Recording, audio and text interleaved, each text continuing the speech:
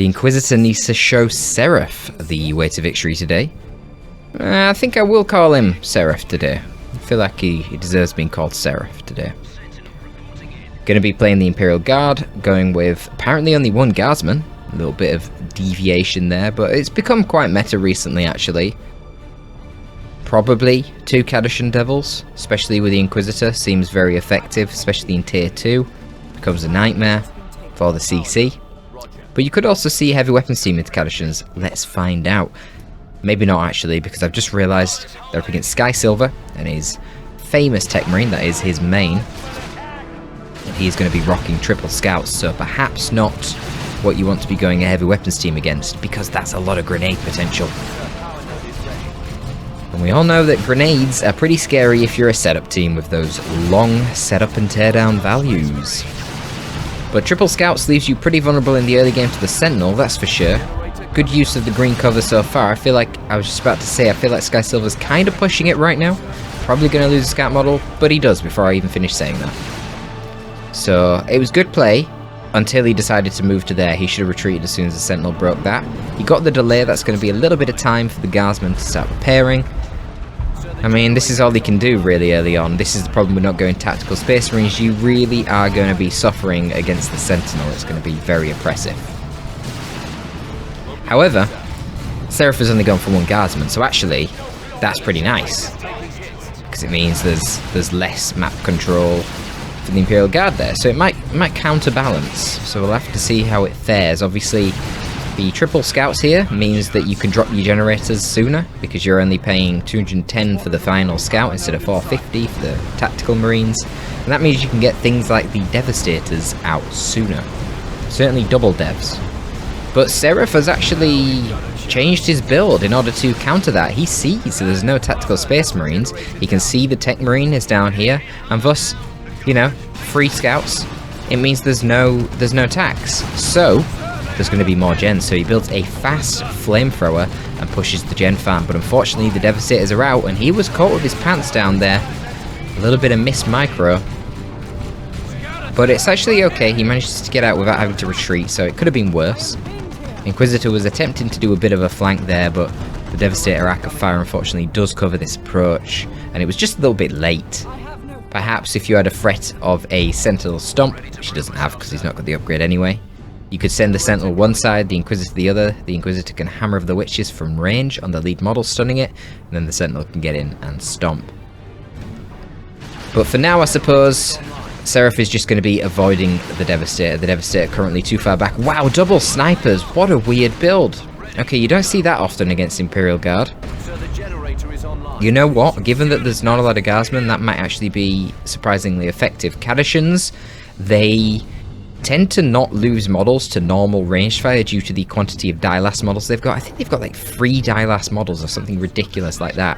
However, if you do kill them models, they are quite expensive and they cost a lot of power to reinforce. And snipers are a way to do that. Unfortunately, Sky Silver right now is focusing far more on the gen farm than anywhere else on the map, and he just loses a scout squad to the Inquisitor in melee. Wow. This is a sloppy game. I think this may be a sloppy Saturdays, boys. At this rate, we'll see how the rest of the game goes. Damn, I got bright lights fucking shining in my eyes here. This is outrageous. Whilst I'm trying to cast. The perils of casting, guys. The perils of casting. Generator coming up. Now, currently, without the sergeants on the scouts here, IEDs could be quite deadly. One well-placed IED could wipe these sniper scouts. So we see a little attempt here, but it's actually very telegraphed. Sky Silver's looking. He should see that there's going to be an IED in this general location, because obviously his Tech Marine was there getting vision, shooting the Kadashans. It's awkward though. You don't generally want the sergeant on the sniper scouts, because usually your sniper scouts are out of range of the enemies anyway. But he is going to have to get it. It's not terrible. You know, it's another bolter. It's durability, so your sniper scouts are going to bleed less, but they're not really meant to be bleeding in the first place. And if you do bleed models in your sniper scouts, it's kind of terrible because it costs power. So we see another model going down there from the Cadishans, presumably killed by the Tech Marine, but the Tech Marine is forced off. Looks like it was relatively lucky to get out there, 11 HP, and we're going to see spotters coming out next for Seraf. Reasonable choice, given that we now see double Devastators. Perhaps if there was Tactical Marines, we wouldn't see these spotters here, but against snipers and devs, yeah, spotters make a lot of sense.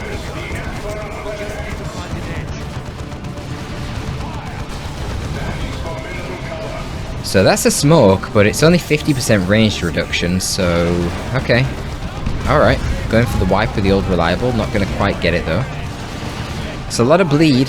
Oh, the retreat grenade, there we go. Oh, pretty well done, sniper shot. There you go, nice. Cadishans go down. Nice retreat grenade there. That is kind of what Sky Silver's known for, and that is definitely an advantage of the Sergeants.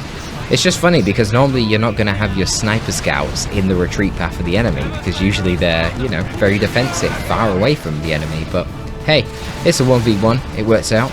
He got the flank, he got the wipe. That sets him up in a fantastic position because there's not a lot of core units here for Seraf. I have to assume we're going to be seeing some assault kit stormtroopers in that case, because just looking at the army now, there's just not really any proper mainline infantry. You've got Flamer Guardsmen, Sentinel, Spotters. None of them are particularly robust on their own, so I think some assault kit stormtroopers are going to be needed. Unfortunately for Seraf, he is playing as that Inquisitor, so he can actually use his global to call those stormtroopers in for a lot cheaper, saving himself a good amount of requisition.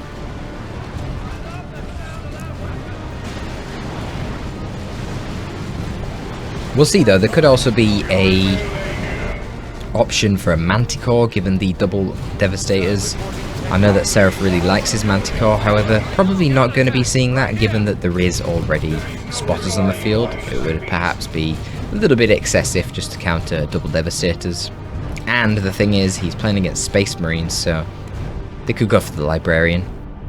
You get the Gate of Infinity, you're going to be countering the Manticore very effectively. You just wait for the attack queue, and then you hit the Gate of Infinity, you teleport your devs out before the Manticore can even hit you.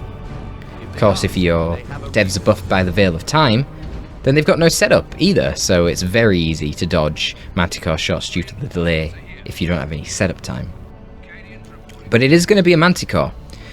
Now, the Inquisitor has some good tools to synergize with the Manticore. We could see the crossbow bolt pistol, probably unlikely given that she hasn't gone for it already. The Inferno pistol is often too good to pass, says that Inquisitor. But even without that, you can also go for the Excruciator's armor, which gives her the Assail ability, which is a targeted ability. You just click the ability, click on an enemy squad, boom, they can't move. So you can use that and then nuke the squad with your Manticore. Generally that's something used against Terminators. It's relatively energy intensive, and of course you're then dedicating your Manticore shot to one single enemy squad, which is a lot of resources. But I mean, it will get rid of a Devastator, and I guess we're going to have a bit of artillery wars here because Sky Silver has opted for the Whirlwind. Interesting, interesting.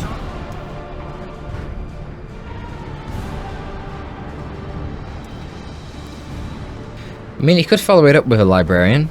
It'd be interesting to see that. I think the Librarian would be very good in this instance. I mean, there's not really a lot of single target DPS on the field right now. Here we go, first Manticore shot coming in, and it's going to hit terrain. Beautiful. Yeah, destroying the bit of terrain over there. The Devastator will retreat out of there, but it forces them off. Fortunately for Seraf, there's another Devastator right there. But the Manticore can walk up and actually shoot it with the bolter, which is hilarious. Seraf loves doing this. I mean, the bolter on the Manticore is not insignificant. It has to be said. But this kind of memery, I mean, the Manticore is so fragile at 325 HP.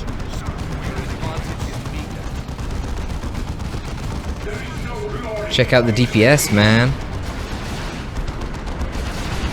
I'm not sure how much damage the Hunter-Killer missiles from the Whirlwinds do.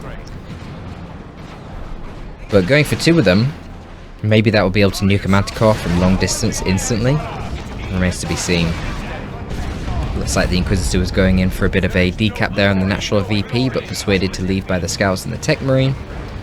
And then that is going to be followed up by a Hell Fury strike from the Inquisitor, which persuades the scouts to leave. Just conscious of the amount of scout models lost here. I feel like it's probably quite a lot of bleed. 3 power bled, every single scout model lost. Here we go. We got the Manticore chilling around the side. This is going to be a very close range Manticore shot onto the Whirlwind. Will it get a kill? Not quite. It's going to do a lot of damage, but the Blessing of the Omnissiah has been activated. We've got close range artillery wars. What the hell is this? The Sentinel, unfortunately, at the moment has a missile launcher on it, so it's able to kill the Whirlwind. It's getting that repair from the Blessing of the Omnissiah, and the Tech Marine is coming over to try and help kill the Sentinel. But Sky Silver, what on earth are you doing? It appears I left myself online, so I'm getting invited to games. Why do I always forget to go offline? I don't know, guys. I don't know why. I've been doing this casting for so long now. I'm still making these mistakes. I guess because it's secondary in my mind. Oh well.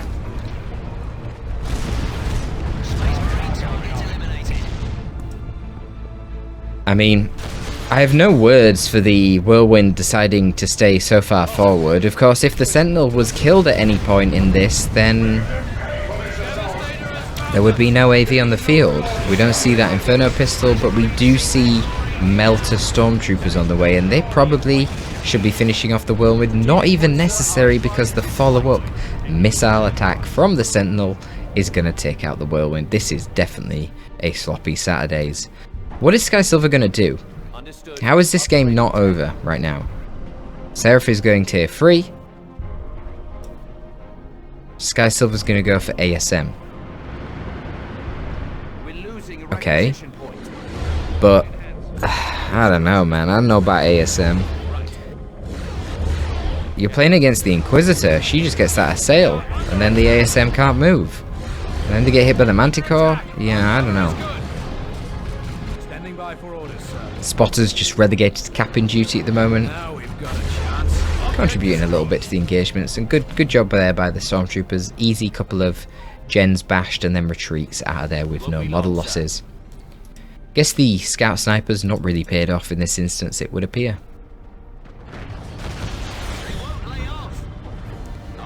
I think Sky Silver's going to need a miracle to win this one, to be honest with you. I mean, full gen farm still alive for Berry, Seraf, Feg, whatever you want to call him. It's going to be tier 3. I mean, Kassakin should be out any second, you know. Maybe 15 seconds and the Kassakin can start coming out. Lehman Russ will take quite a bit longer, but it doesn't look like it's going to be stopped anytime soon. So it's a challenge. Don't know. But perhaps Seraf won't go for the assail, and perhaps the ASM can put in some work. I'm still conscious of the fact that there isn't any proper AV. Even a Melter Bomb on its own is not going to be able to kill a Manticore. Oh, we do have the Melter Gun and the Tech Marine. Okay, so you can go Melter Bomb into Melter Gun, which honestly probably a little bit excessive just to kill a Manticore, especially when Seraf is so content with using the Bolter on the Manticore. Probably just force melee with your Tech Marine and kill that damn thing. We'll see. I guess the investment in the Melter Bomb for the ASM would not be a terrible idea, because it would scale for any subsequent Lehman Russ plays that we see from Feg.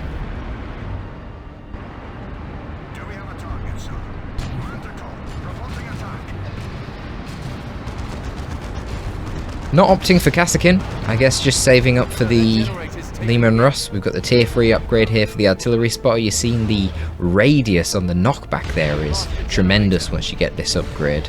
A little bit more damage as well.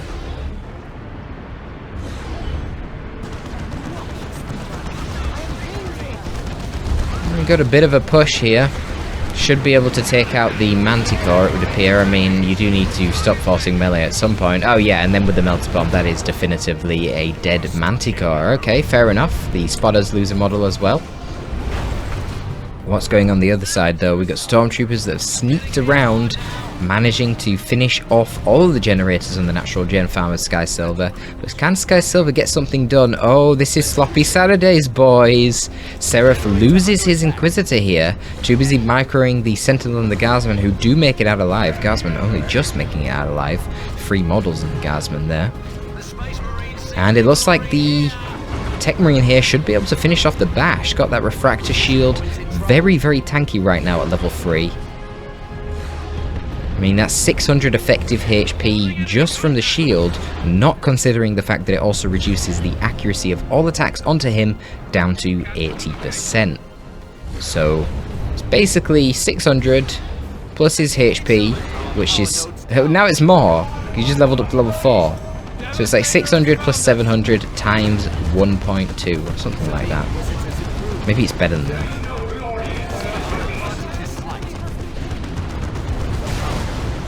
Anyhow, he's a very tanky boy, and he does finish off the gen farm. The ASM get the decap on Seraf's natural, but unfortunately the natural of Sky Silver was also taken. It's like the Devastators are going to be claiming that back. The Metal Stormtroopers are putting in some serious work right now. Not actually contributing a lot to the combat itself, but destroyed all the gen farm and now just capping all the map. A secondary Stormtrooper squad has been called in, it would appear. Presumably that was from the global.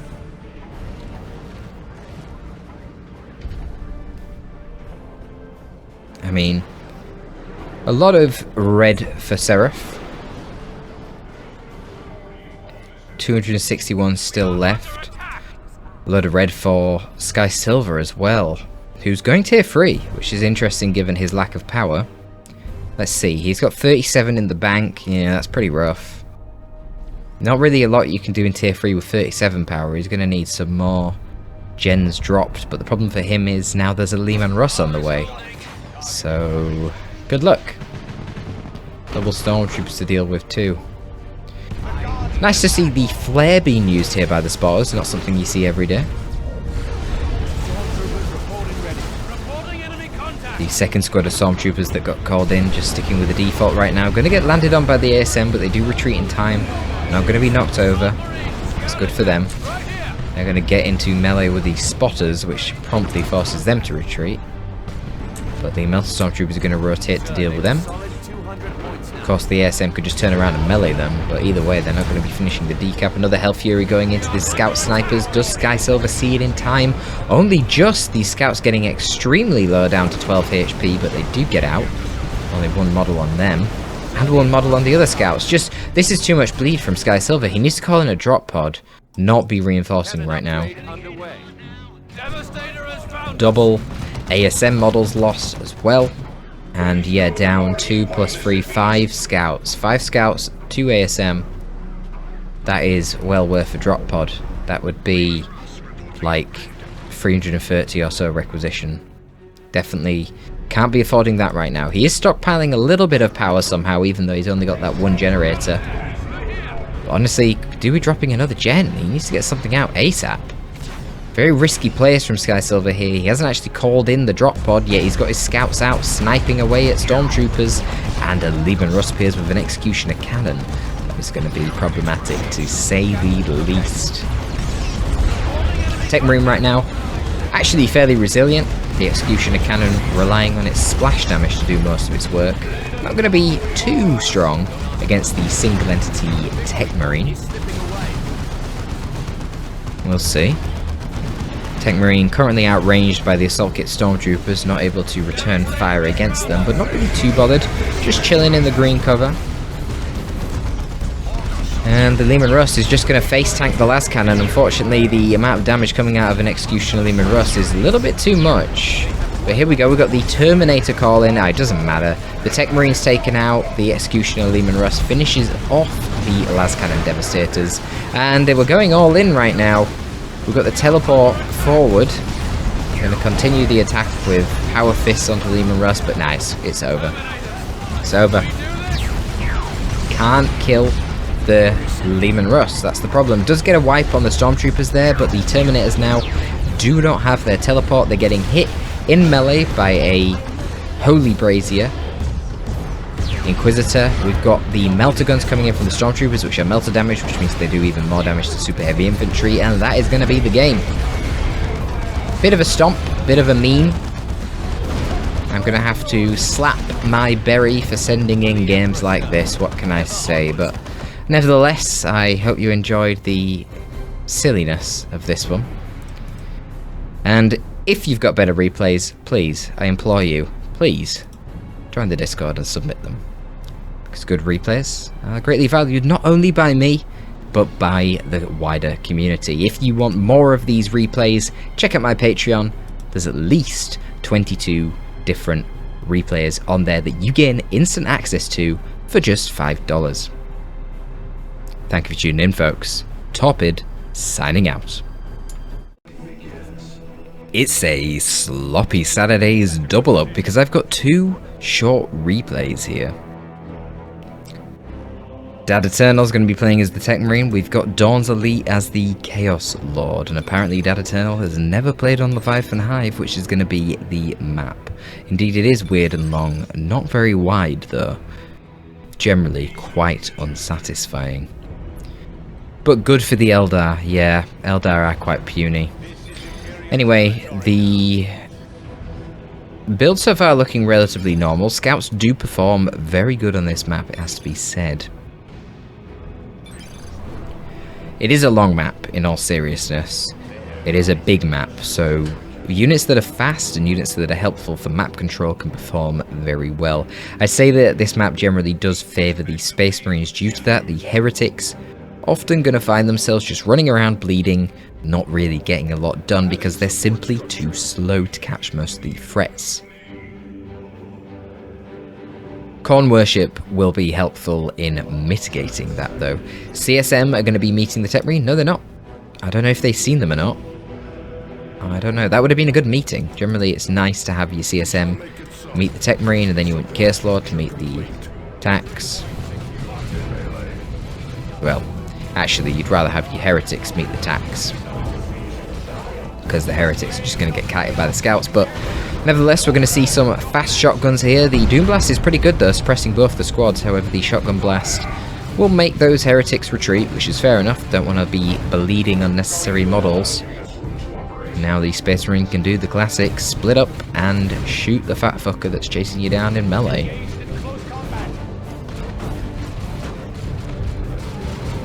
Yeah.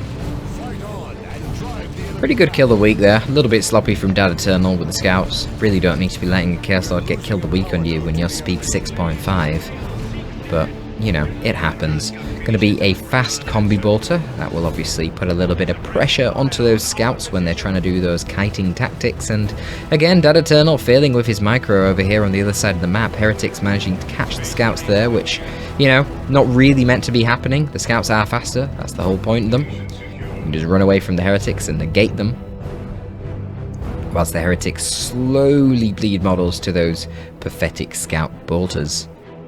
But not in that case. They go into melee and they chop them up with the swords. Now, Tactical Marines early on will beat the CSM, thanks to the presence of Kraken rounds. Tactical Marines do cost a little bit more. And then, of course, once the CSM do upgrade to Eternal War, that fight will go a lot better for the CSM. I don't actually know who wins then. I assume the CSM do, but I'm not sure.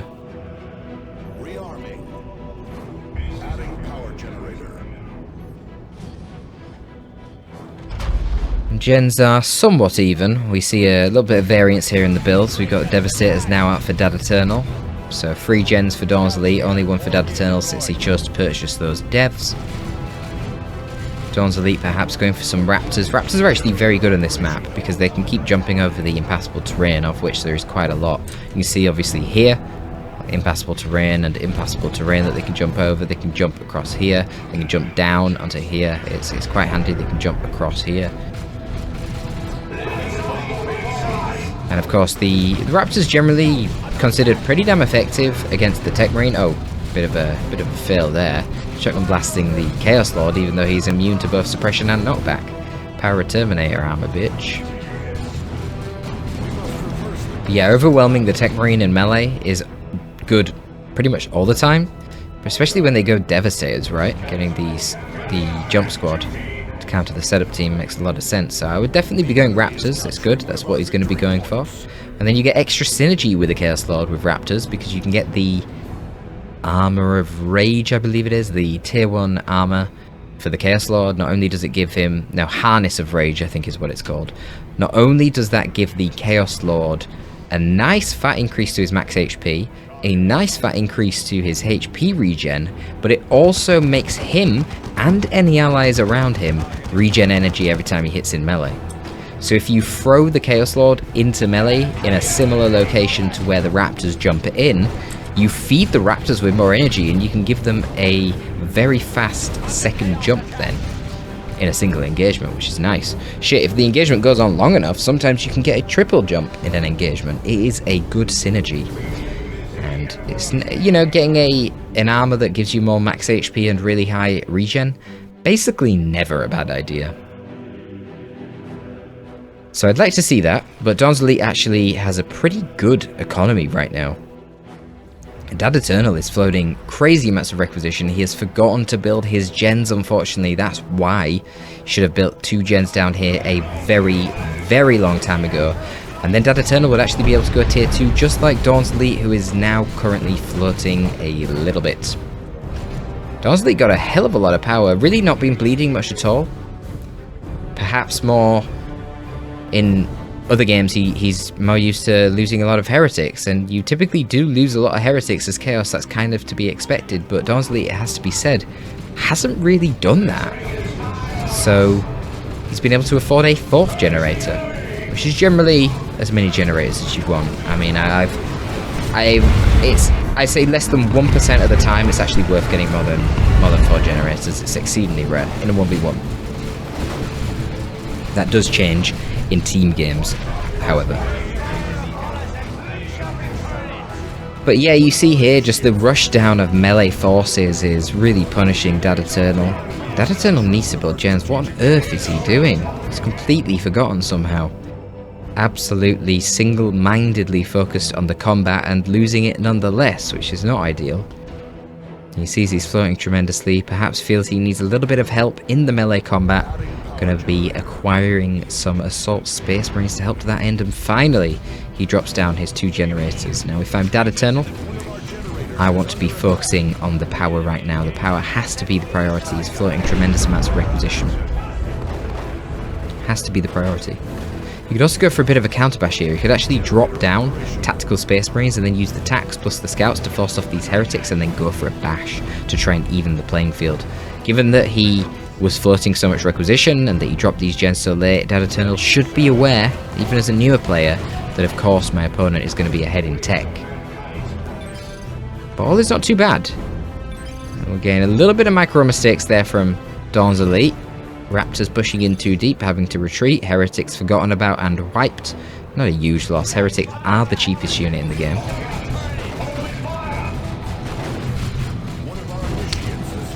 Ironically, I actually feel like the fat fingering is not what's keeping, what's basically got Dawnselite ahead right now. It isn't micro problems for DadEternal, it is the fact that he forgot his macro down here. He forgot to build his gens. That has put him back tremendous amounts.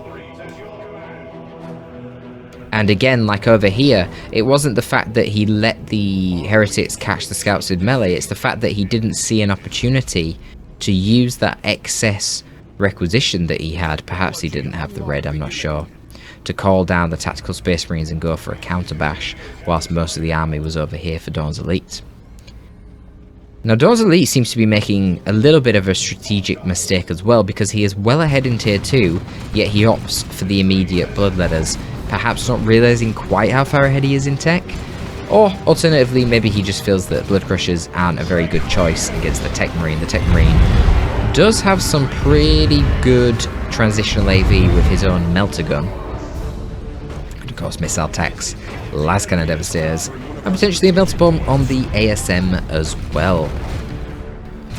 Dawnselite, if you're watching this video, why do you go Bloodletters? Do you just not like going Blood Crushers against the Tech Marine, or did you feel that you weren't actually... did you not realise how far ahead you were in tech?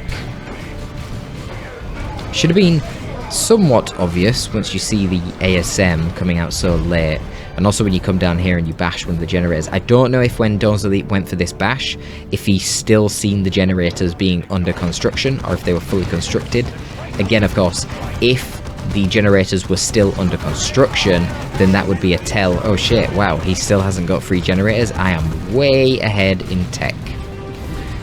But nevertheless, we've got the Well, DadEternal, the Tech Marine player, is now tier 2 himself, so he could have the Melter Gun coming out, but of course, the Bloodletters have been forced off. A Blood Crusher would not have been forced off. And then these gens would be taken out. You'd get the power for a Melter Gun, and then that would probably be it.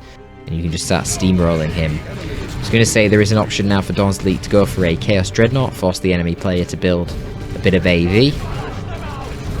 But he's not gonna, he's just gonna press his advantage, go straight to tier 3, which, I mean, he's so far ahead right now that I think he can actually get away with it. It's normally a very risky play, but I guess with the pressure that the Chaos Lord exhibits, it's fine. It's gonna be Mantle of Hate.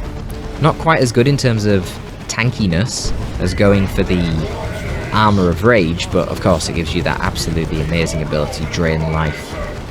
Huge spike damage onto a single target model, and a little bit of healing for the Chaos Lord. I mean, it's quite counterintuitive, given that it's called Drain Life. You might think that the ability is primarily based on the healing. It's not. The ability is primarily based on the fact that you immobilize one model and do a shitload of damage to it. So it's very good for sniping heroes, sub-commanders, squad leaders, that kind of thing. But the healing is just a nice little secondary benefit. If you do want to maximise the durability of your Chaos Lord, it's quite simple. You go for that tier 1 armour, the Mantle of Hate. That is the best war gear for tankiness for the Chaos Lord. You do not go for Drain Life.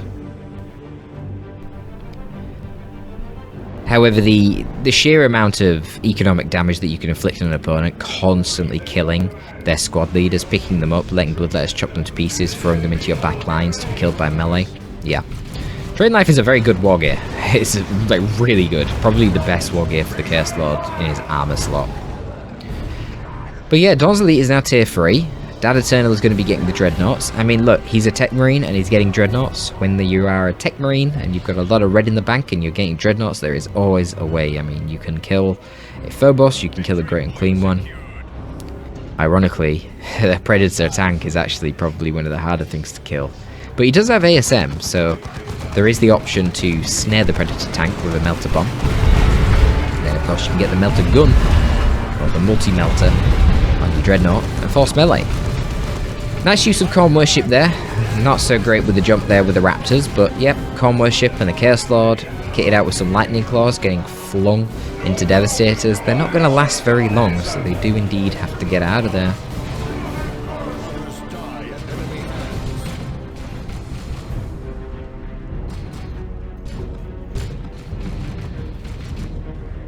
Okay.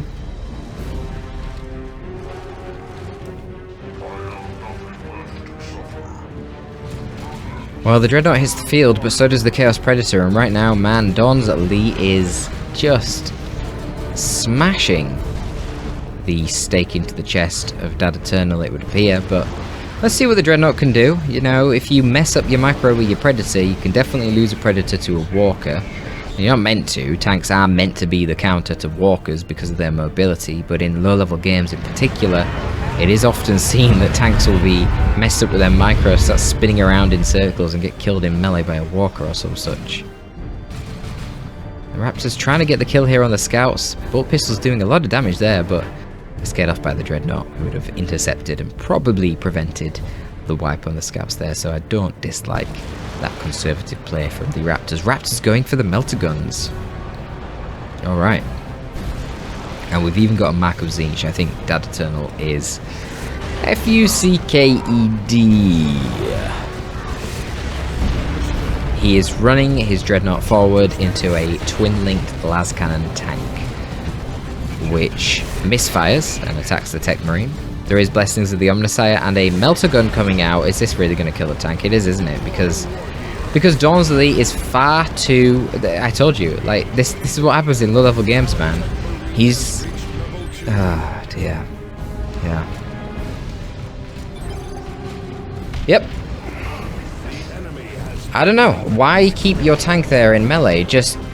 even if you have the DPS to deal with it, but the tank wasn't shooting at the fucking Dreadnought for some reason, don't take the risk. Just reverse out of there. The tank can disengage from the fight and flee if it turns awry. The Dreadnought can't because the tank is faster than it. So, Yeah, anyway, Mark of Zinch Predator tank, massive investment, about 150 power there, plus the 150 power for tier 3, about 300 power in total, down the drain, very unnecessarily. We can call it a micro error though, and not a strategic error. However, I was too busy focused on looking at the tank in that engagement, not the Raptors. I'm not sure what the Raptors were doing in that fight, why they too weren't contributing to killing the Dreadnought. I mean, between 4 Melter Raptors and a twin-linked las cannon Predator, that is a tremendous amount of anti-vehicle DPS. The Dreadnought really, really should have died quite quickly. I'm quite confused how it's even alive. It's tier 2 now. Sorry, it's not tier 2, it's level 2. It's got a little buddy with it too. Another Dreadnought is now here, and there's still red in the bank for the Tech Marine player for Blessing of the Omnissiah, so very much still in the game is DadEternal. Look at that multi-melter, just pops a Bloodletter. They're going to try and retreat out. Maybe a melee strike can come in, kill another one. No, not quite. Need some support for this guy though. At this point, maybe some plasma gun on the tax would be helpful. Burn down these Raptors. Multi-melted Dreadnought just out shooting the Raptors there. More bleed for DadEternal. Second Predator's out. However, this one now only got its stock autocannon. So going to be significantly less DPS against the Dreadnought. I mean, technically it does still outrange it. Right now, not firing at max range. But you see there, the tank chipping away at the Dreadnought without the Dreadnought being able to get in range. But repairs from the Tech Marine are coming out. Blessed of the Omnissiah finally wears off. Heretics chasing something into base down here, probably the last cannon Devastator. And we've got Thunder and Lightning now on the Assault Space Marine, so this is how you use the multi-melter Dread. If you just charge it in by default against a competent player, they're just going to be able to reverse away, and you're not going to be able to do anything.